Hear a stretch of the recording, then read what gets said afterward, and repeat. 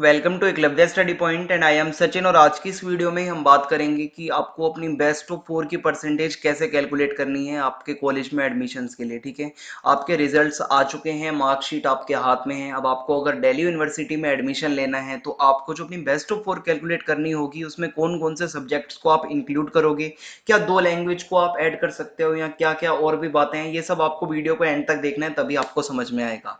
आप मुझे इंस्टाग्राम पे फॉलो कर सकते हैं, मेरा यूजर नेम आपके सामने है। आपकी कोई भी समस्या हो, कोई प्रॉब्लम हो तो आप आके मुझसे बेझिझक पूछ सकते हैं। और अगर हम बात करें, हमारा एकलव्य स्नातक नाम से जो चैनल है ये पूरा ग्रेजुएशन के लिए ही बनाया गया है। ठीक है, इस पे लगभग 40,000 सब्सक्राइबर्स होने वाले हैं। यहाँ पे हम ओपन से और रेगुलर से दोनों ही तरीके से जो बच्चे पढ़ते हैं उनको हम वहाँ पे पढ़ाते हैं, नोट्स भी देते हैं। ठीक है, तो आप इस चैनल को ज़रूर विजिट करें। अब अगर हम बात करें तो देखो, सबसे पहले जब आप अपनी बेस्ट ऑफ 4 को कैलकुलेट करोगे तो उसमें 3 आपके इलेक्टिव सब्जेक्ट्स जोड़े जाते हैं और एक आपकी लैंग्वेज जोड़ी जाती है जो आपने क्लास 12th में पढ़ी हो। अब आपके इलेक्टिव सब्जेक्ट्स कौन कौन से होने चाहिए वो आपके सामने स्क्रीन पे लिखा हुआ है। ये डीयू की लास्ट ईयर की जो यूजी बुलेटिन थी, यानी कि पूरा एक प्रोस्पेक्टस होता है जिसमें सारी गाइडलाइंस लिखी होती हैं, वहां से मैंने लिया है। इस साल की अभी तक आई नहीं है आज की डेट तक, अगर कल परसों आ जाती है तो मैं दोबारा भी बता दूंगा आपको। ठीक है, तो इसमें इलेक्टिव सब्जेक्ट्स में अकाउंटेंसी है, एंथ्रोपोलॉजी और बाकी के सब्जेक्ट्स आप देख सकते हो। ठीक है, ज्योग्राफी इसमें आ जाएगा अगर आप आर्ट साइड से हो, इकोनॉमिक्स, ठीक है, और हिस्ट्री, होम साइंस। ठीक है, और अगर आप यहाँ पे देखोगे पॉलिटिकल साइंस, साइकोलॉजी, सोशियोलॉजी, ये कुछ ऐसे सब्जेक्ट्स हैं जो कि आप अपने 12th में पढ़ते हो। ठीक है, जो आपके मेन सब्जेक्ट हैं, ह्यूमैनिटीज वालों के लिए कह रहा हूँ, और ये आपके मेन सब्जेक्ट होते हैं जिनको हम इलेक्टिव सब्जेक्ट कहते हैं डीयू की भाषा में। ठीक है, तो ये आपको इनमें से कोई भी 3 आपको ऐड करने होते हैं सबसे पहले तो।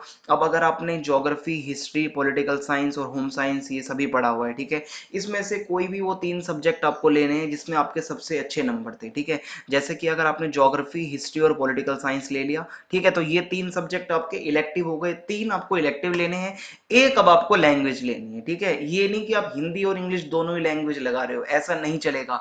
3 सब्जेक्ट आपके इलेक्टिव होने चाहिए और इलेक्टिव की जो लिस्ट है उसमें सब्जेक्ट मेंशन्ड है। इनके बाहर से कोई भी अगर आप लगाते हो तो आपको डिडक्शन का सामना करना पड़ेगा 2.5% का आपकी परसेंटेज में से। ये जो लिस्ट दी हुई है इन्हीं में से आपको 3 सब्जेक्ट लेने हैं, ठीक है, जो आपने पढ़े होंगे।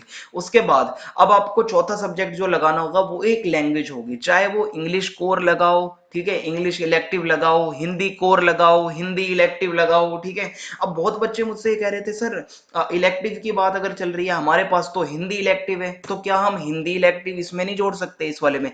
जी नहीं, वो इलेक्टिव अलग चीज है। यहाँ पे आपका जो है ये मेन सब्जेक्ट की बात चल रही है। ठीक है, और जो लैंग्वेज सब्जेक्ट है वो सिर्फ एक ही लगेगा, जैसा कि लिस्ट में लिखा हुआ है। लैंग्वेज सब्जेक्ट यहाँ पे सारे दिए हुए हैं। यहाँ पे फिर आप कहीं भी, मतलब किसी भी स्टेट से आप अगर आते हो और मतलब जो भी आपने लैंग्वेज पढ़ी है वो लगभग सारी हैं इसके अंदर। ठीक है, कि जो जो आपको मेन मेन चाहिए होती हैं। तो ये हो गए हमारे टोटल 4 सब्जेक्ट। ठीक है, 3 यहाँ से हो गए और एक सब्जेक्ट यहाँ से हो गया। अब हमारे पास अगर 4 सब्जेक्ट आ गए हैं, अब देखते हैं इसको हम कैलकुलेट कैसे करेंगे परसेंटेज को। आपके सामने डेमो के लिए मैंने एक अपने स्टूडेंट की मार्कशीट ली है, ठीक है, जिसके अभी रिसेंटली अभी मतलब उसका रिजल्ट आया है। और इसमें बेस्ट ऑफ 4 में मैंने आपको बताया था कि 3 सब्जेक्ट तो आपको लेने हैं जो इलेक्टिव में से। अब मैंने आपको इलेक्टिव कौन से बताए थे, जो जो नाम दिए हुए थे। ठीक है, उसमें हिंदी इलेक्टिव नहीं था, याद रखना, वो लैंग्वेज वाले में आएगा। तो सबसे पहले मैंने यहाँ से लिया इंग्लिश कोर। ठीक है, 96, ये सबसे ज्यादा नंबर थे इसके लैंग्वेज में, हिंदी से भी। और 94 मैंने फिर लिए हिस्ट्री से। ठीक है, और उसके बाद 97 मैंने लिए पॉलिटिकल साइंस से। ठीक है, और उसके बाद होम साइंस जो है उसमें 96। तो ये जो 3 सब्जेक्ट हैं ये क्या है, इलेक्टिव सब्जेक्ट हो गए। और पहला वाला जो 96 वाला था इंग्लिश का, ये लैंग्वेज सब्जेक्ट हो गया। समझ में आ गया, एक लैंग्वेज सब्जेक्ट और 3 आपके इलेक्टिव सब्जेक्ट। ये 4 के मतलब जो भी मतलब नंबर जो आपके टोटल जो बनते हैं। ठीक है, 383 बने इसके। ठीक है, 383 इसके टोटल बन गए। अब ये जो 383 बने हैं इसको आपको सिंपली डिवाइड कर देना है 4 के साथ, अगर आपको बेस्ट 4 की परसेंटेज निकालनी है। ठीक है, आपको इसको डिवाइड कर देना है 4 के साथ और आपकी परसेंटेज आपके हाथ में 95.75%। ठीक है, बहुत अच्छा एग्जाम्पल और बहुत सिंपल तरीका। ठीक है, मैंने आपको बता दिया है 4 सब्जेक्ट की जो आपकी बेस्ट, जो टॉप आपके 4 सब्जेक्ट हैं जिसमें आपने सबसे ज्यादा स्कोर किया है, ठीक है, वो आप यहाँ पे लेते हो।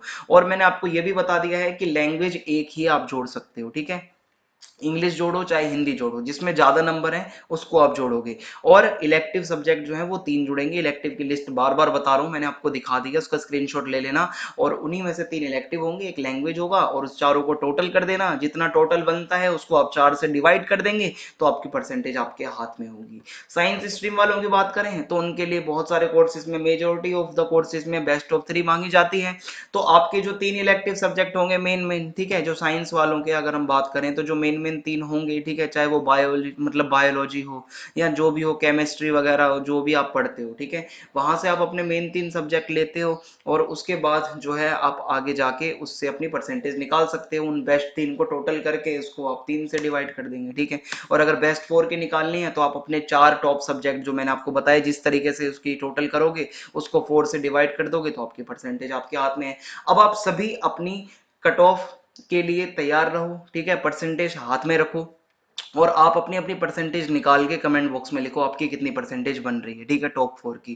क्योंकि आपको भी अब आगे एडमिशन लेना होगा दिल्ली यूनिवर्सिटी में, तो आप अपनी परसेंटेज को अपने हाथ में रखो और कमेंट करके मुझे बताओ कि आपकी कितनी परसेंटेज बनी है। इस वीडियो में इतना ही था। अगर आपको वीडियो पसंद आई हो, हेल्पफुल लगी हो, तो चैनल को सब्सक्राइब कर देना, और कमेंट बॉक्स में आप अपनी परसेंटेज निकाल के बताओ मुझे बेस्ट ऑफ 4 की, और वीडियो को ज्यादा से ज्यादा शेयर कर दीजिए। जय हिंद, जय भारत, धन्यवाद।